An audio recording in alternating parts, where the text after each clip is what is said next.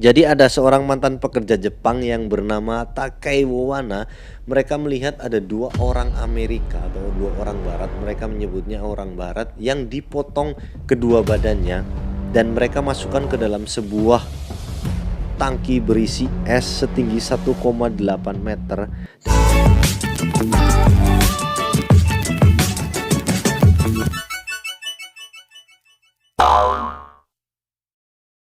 Hey yo, what's up, apa kabar? Kembali lagi bareng gue di Wildan Rifai TV. Kali ini gue di segmen WR Story. Kembali lagi di episode yang kedua ini gue mau menceritakan sebuah cerita yang sebenarnya udah pernah dibawakan oleh YouTuber-YouTuber lain. Cuman kenapa gue tertarik untuk memilih cerita ini dan gue pengen bahas, karena ini agak relate dengan kehidupan gue sehari-hari.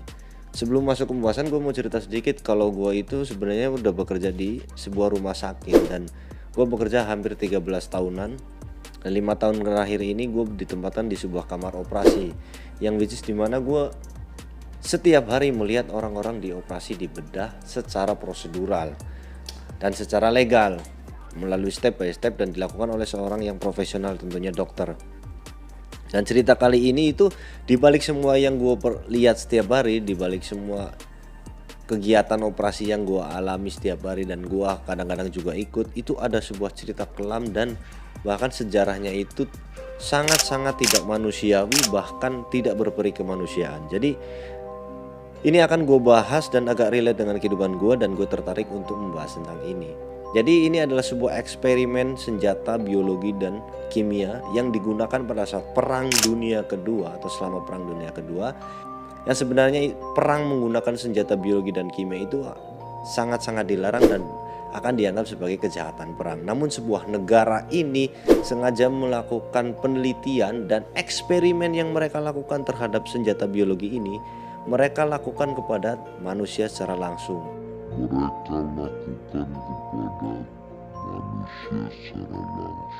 Dan eksperimen yang mereka lakukan sangat-sangat tidak manusiawi, sangat-sangat tidak berperi kemanusiaan. Bahkan korbannya pun dari eksperimen atau uji coba pengembangan dari senjata biologi dan kimia selama Perang Dunia ini, korbannya sangat banyak, ribuan bahkan puluhan ribu yang gue baca. Bahkan dari orang tua, dewasa, anak-anak, bahkan janin, dari bayi, seorang ibu yang mengandung gak luput dari sebuah eksperimen yang mereka lakukan. Siapakah yang melakukan itu dan kenapa mereka menciptakan sebuah laboratorium yang sangat-sangat tidak manusiawi uji coba yang mereka lakukan? Langsung kita bahas.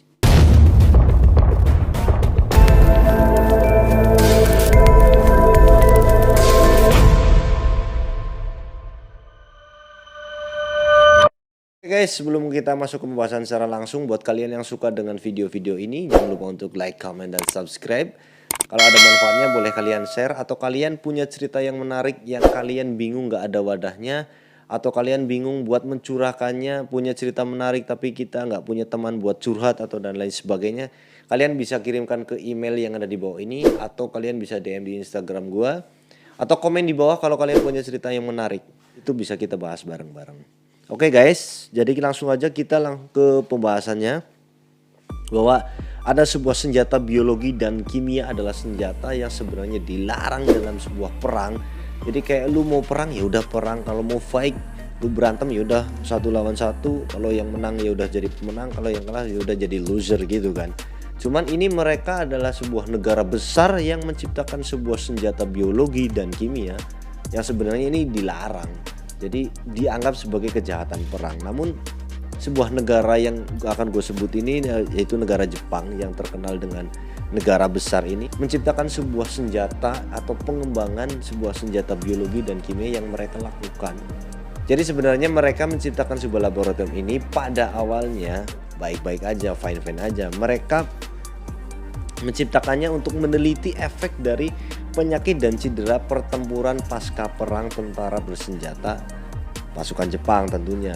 Namun selama Perang Dunia Kedua, laboratorium ini dirubah menjadi sebuah laboratorium yang menciptakan banyak kisah horor dan kekejaman serta kebrutalan manusia, dan ini dilakukan oleh sebuah unit yang bernama Unit 731. Nah, apa sih Unit 731 ini?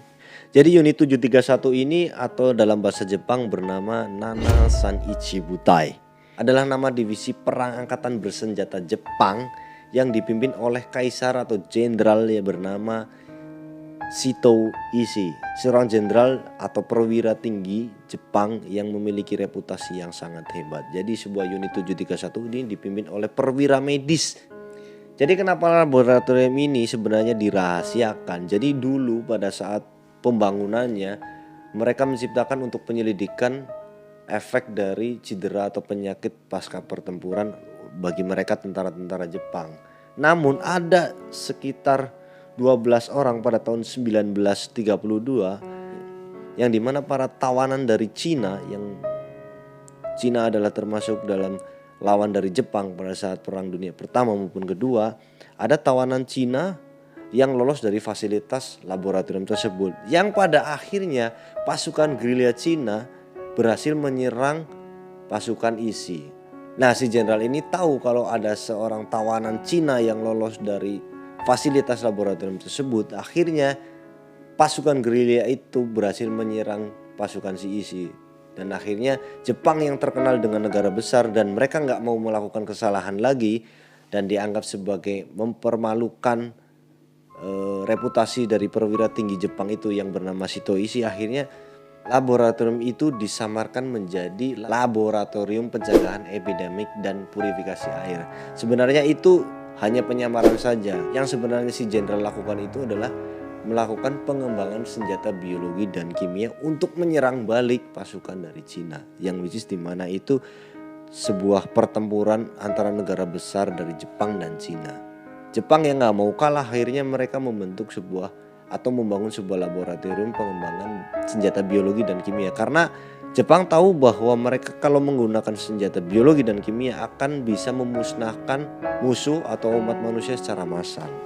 Dan ternyata Jepang juga tidak hanya memiliki satu unit atau 2 unit saja. Ternyata mereka memiliki beberapa cabang yang diantaranya mereka memiliki 20.000 staf ilmuwan dan dokter yang tersebar di berbagai negara. Jadi Jepang selain di Harbin, Cina, mereka memiliki sebuah laboratorium yang terletak di seperti di Beijing, Guangzhou, dan Singapura dan masih banyak lagi. Namun mereka memiliki nama-nama yang berbeda tapi pekerjaan mereka secara utamanya yaitu melakukan pengembangan senjata biologi dan kimia.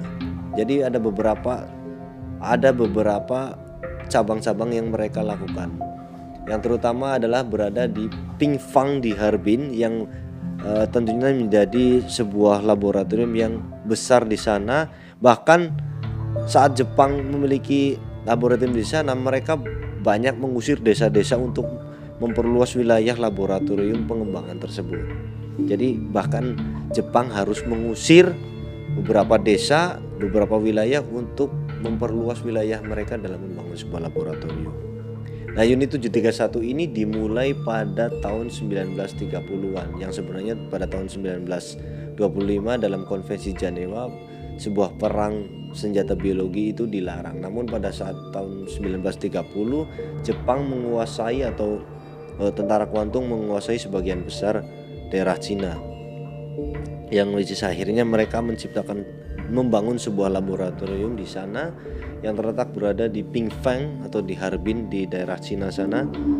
Laboratorium ini dibangun dan mereka kenapa membangunnya di sana? Karena mereka menganggap sudah ada objek penelitian di sana atau sudah memiliki subjek penelitian di daerah Cina sana. Lalu kenapa cerita ini dianggap meninggalkan sebuah kisah horor dan kekejaman umat manusia terhadap umat manusia juga? Jadi dulu laboratorium ini atau pada saat mereka melakukan eksperimen pengembangan senjata ini, mereka melakukannya secara baik, dalam tanda kutip secara baik. Jadi ada relawan yang harus mengisi formulir bahwa lu akan dijadikan sebagai uji coba eksperimen dan lu harus tanda tangan. Namun menurut gue itu juga ya ngapain kan, kalau kita mau disiksa ya mau nggak mau, karena mereka mungkin tawanan, akhirnya mereka mau suka relawan dan para tawanan-tawanan Cina yang ditangkap oleh Jepang nih, mereka harus mengisi sebuah formulir untuk mereka jadikan sebagai eksperimen atau uji coba pengembangan senjata mereka. Ya terdengar prosedural ya, terdengar mungkin legal atau apa, tapi ya menurut gue itu agak ya gimana ya, mungkin agak-agak kurang etis juga ya, mungkin agak-agak kurang terdengar aneh sih. Lu mau di ini nih, mau jadiin bahan uji coba tapi lu harus tanda tangan ya mungkin nggak tahu lah, tapi mereka lakukan itu dan mereka tanda tangan secara resmi atau sebagai subjek penelitian mereka. Nah setelah lama-lama para relawan habis, nah udah tuh mereka mulai menggila. Mereka menggunakan siapapun para tawanan, mulai dari Cina, Korea, orang-orang sipil, siapapun yang mereka bisa lakukan, mulai dari tahanan bahkan Rusia, Mongolia, Kepulauan Pasifik, bahkan tentara Amerika pun menjadi bahan subjek penelitian mereka atau bahan uji coba mereka. Dan mulailah Jepang menggila pada saat itu karena mungkin tawanan sudah habis untuk uji coba yang belum mereka dapatkan hasilnya, dan akhirnya mulailah cerita horor dan kisah-kisah menyeramkan itu dimulai. Lalu bagaimana cara mereka melakukan eksperimennya atau menguji coba para tawanan ini yang mereka lakukan sebagai subjek penelitian? Jadi di lokasi laboratorium itu berbagai macam eksperimen gila mereka lakukan dan mereka perbuat dengan syarat tidak manusiawi, bahkan tidak berperi kemanusiaan sekali. Baca sejarahnya agak-agak miris ya, cuman gimana ya, jadi gue bandingkan antara yang gue lihat setiap hari dan eksperimen yang mereka lakukan di kala itu. Jadi pernah ada kejadian, ada seorang wanita hamil yang sengaja mereka masukkan ke dalam sebuah peti atau ke dalam sebuah ruangan berkaca, dan mereka sengaja isi dengan gas beracun. Jadi kayak gue pernah lihat film di Mission Impossible tuh, jadi musuhnya waktu tangkap mereka masukkan ke dalam kaca dan mereka isi dengan gas beracun. Nah ini seorang wanita hamil mereka sengaja masukkan ke dalam kaca dan mereka isi dengan gas beracun. Apa yang mereka lakukan? Mereka cuma mengamati berapa lama waktu yang dibutuhkan oleh si korban ini meninggal. Jadi lu bayangin aja nih ya, lu dimasukin ke dalam sebuah ruangan tertutup dan mereka isi gas. Mereka cuma pengen mengamati berapa lama nih orang bisa meninggal. Gila gak? Itu apa sih maksud dan tujuan mereka? Ya mungkin untuk saat ini, nah, wah gila sih men, ini bener-bener gila sih. Seorang wanita hamil mereka masukin dan mereka cuma pengen tahu kenapa seberapa lama waktu yang dibutuhkan sampai tuh korban meninggal. Jadi mereka itu menganggap subjek penelitiannya adalah sebagai sebuah kayu, atau mereka biasa menyebutnya dengan marunta. Kalau gak salah mereka menyebutnya sebagai marunta, atau subjek penelitian mereka anggap kayu yang disebut oleh orang Jepang tersebut sebagai marunta. Jadi selain mereka melakukan eksperimen terhadap wanita, ada juga seorang yang melakukan eksperimen tentang hipotermia yang masih relate dengan kehidupan gue yang suka naik gunung nih.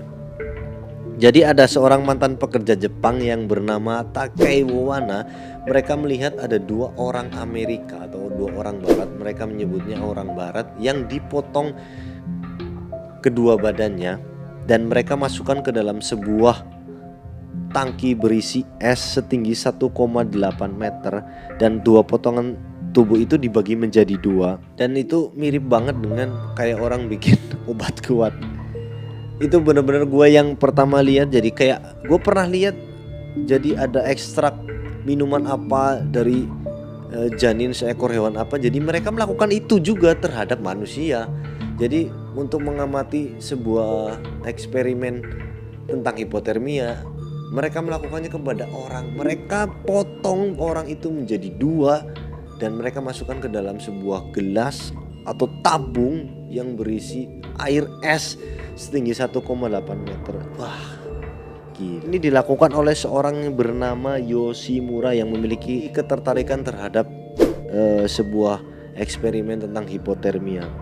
Jadi korbannya itu setelah dimasukkan ke dalam es dan mereka membeku, bahkan pada saat dipukul itu udah kayak kayu. Jadi mereka benar-benar menganggap sebuah eksperimen ini dan subjeknya mereka lakukan uji cobanya itu benar-benar dianggap kayu dan mereka sebut sebagai marunta itu tadi.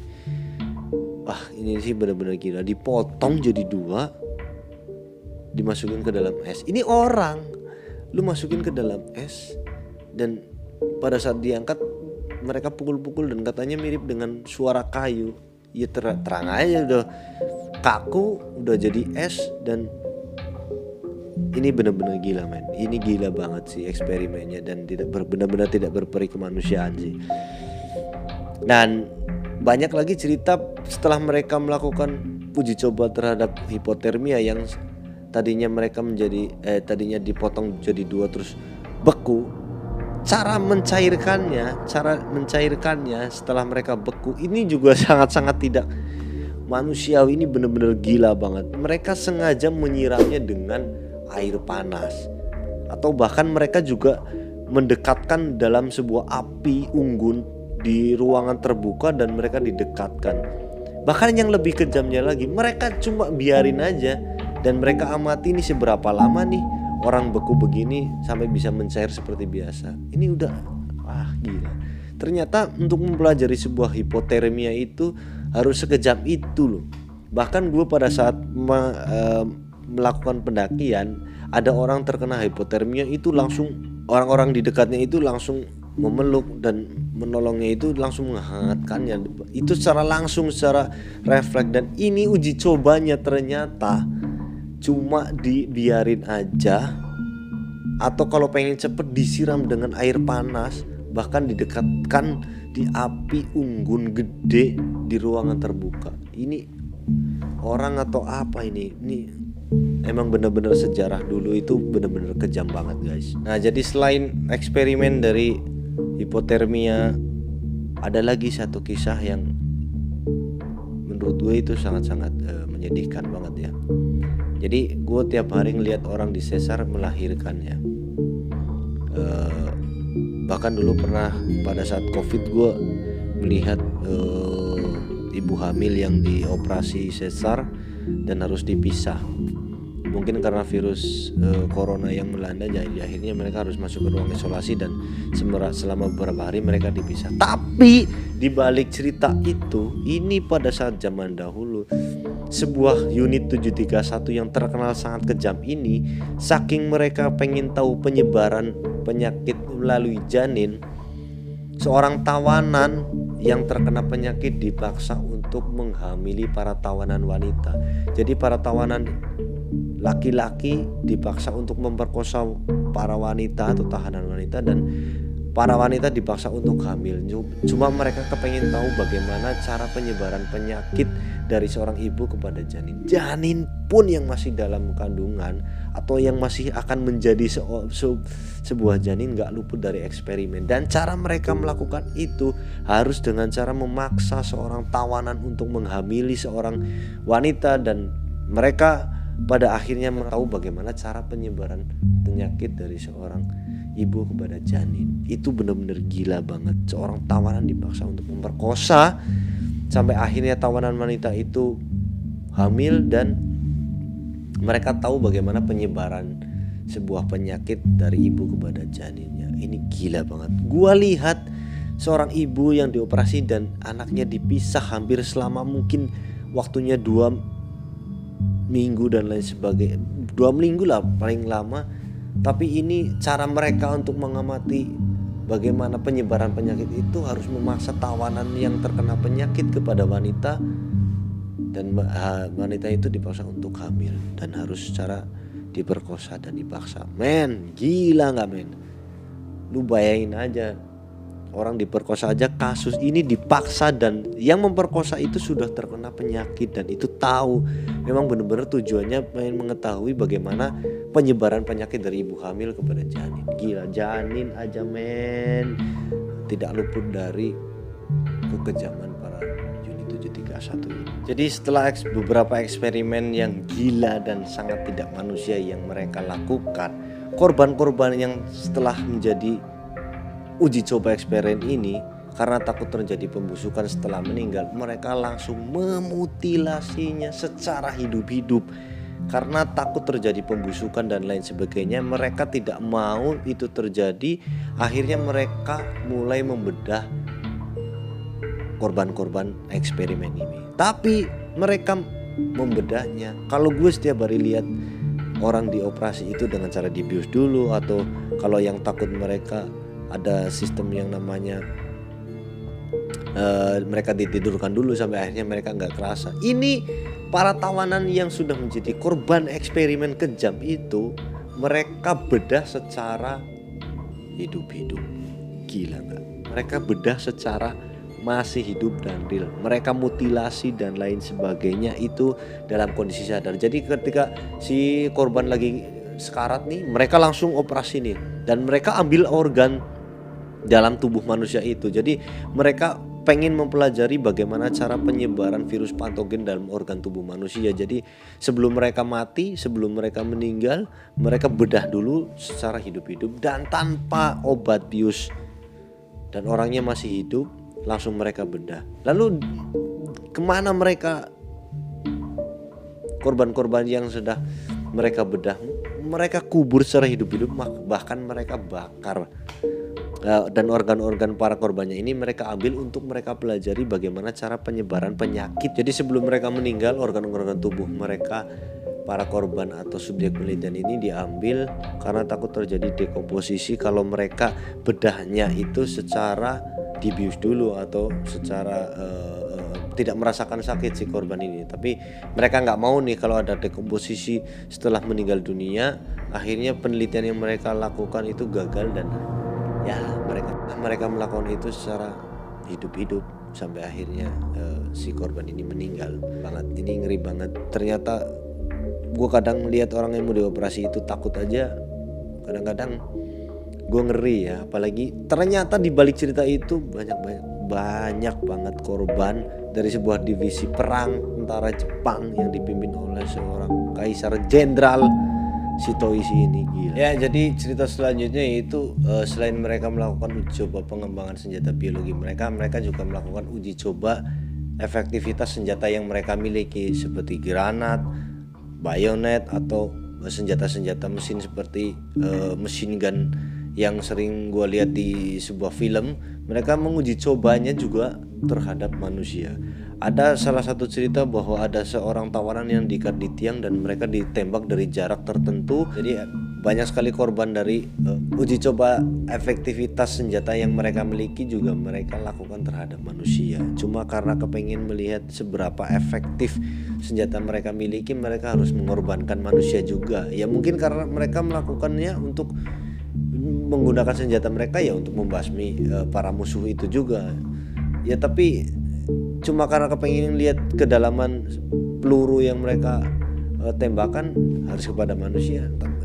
Ini bener-bener ini memang uji coba yang dilakukan sebuah unit 731 ini bener-bener nggak bermoral dan jauh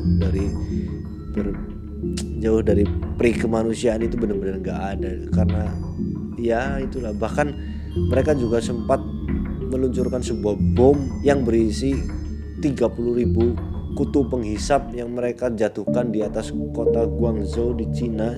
Tapi mereka sempat menghentikannya karena 20.000 dan 1.700 tentara Jepang kena. Jadi akhirnya mereka menghentikan serangan itu. Bahkan Jepang sempat menyerang Amerika, yang kala itu mereka membuat bom udara atau bom api udara, namun jatuh di beberapa tempat. Akhirnya mereka menghentikannya. Lalu bagaimana setelah Jepang itu mencoba menyerang Amerika namun gagal dan tidak berhasil pada tahun 1945, di mana Hiroshima dan Nagasaki dibom dan tentara Soviet menginvasi kepada Manchuria, dan pada saat itu pun Jepang akhirnya menyerah kepada sekutu dan unit 731 resmi dibubarkan. Kemudian para ilmuwan menghancurkan bukti-bukti dari eksperimen kejahatan yang mereka lakukan. Si jenderal lari ke Amerika untuk meminta perlindungan dan kekebalan kepada Jenderal Douglas MacArthur. Sebagai imbalan dari eksperimen yang mereka lakukan, mereka memiliki akses eksklusif tentang penelitian yang Jepang lakukan, dan akhirnya Jenderal Douglas MacArthur melalui operasi rahasianya yang dikenal dengan JIOI atau Joint Intelligence Objective Agency akhirnya bisa mendapatkan data eksklusif dari penelitian-penelitian yang Jepang lakukan. Akhirnya mereka kayak barter lah. Jenderal Shito Ishii meminta perlindungan atas kejahatan yang mereka lakukan selama Perang Dunia Kedua, yaitu menggunakan senjata biologi yang bisa memusnahkan secara massal. Data tersebut mereka berikan atau sebagai imbalan mereka minta untuk diberikan kekebalan dan pengampunan dari tidak diadili dari kejahatan perang yang mereka lakukan selama Perang Dunia Kedua.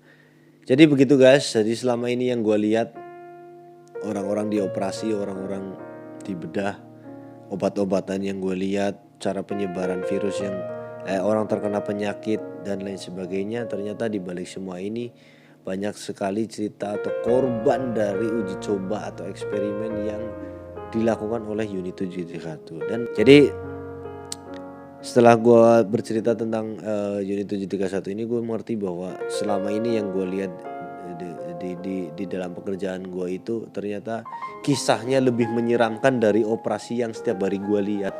Dan tragedi ini sangat berdarah di mana manusia sebagai atau subjek penelitian itu, dan uji coba yang mereka lakukan sangat-sangat kejam, sangat-sangat tidak berperi kemanusiaan. Oke guys, buat kalian yang suka dengan cerita ini jangan lupa untuk like, comment, dan subscribe. Kalau ada manfaatnya jangan lupa untuk share dan cari gua di sini.